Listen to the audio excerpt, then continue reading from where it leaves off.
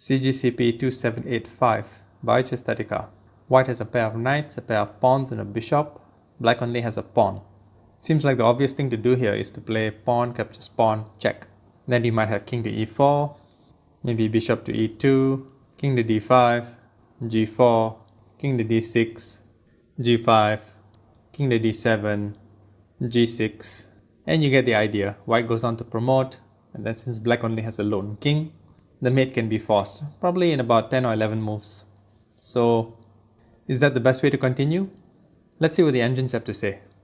If you understand the position, you know what to do.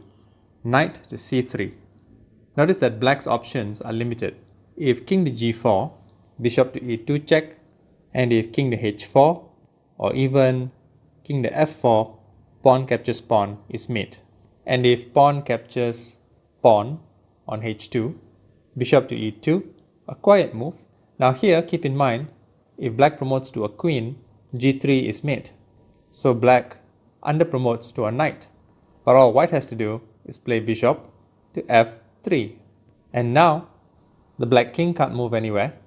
If knight to f2, knight to e2, or even knight to d5 is mate. If knight to g3, cutting the e2 square, knight to d5 is mate. Notice that if knight to f2, g3 is no longer mate because the king can capture the bishop. Remember, the bishop had to move from e2 to f3? So, looking back, how many people do you think would have seen this move? And after this, seen this move? And after this, seen this move? I'm guessing not that many. In other words, this chess problem is probably one of the more challenging ones. But you might disagree, and that's fine. Thanks for watching.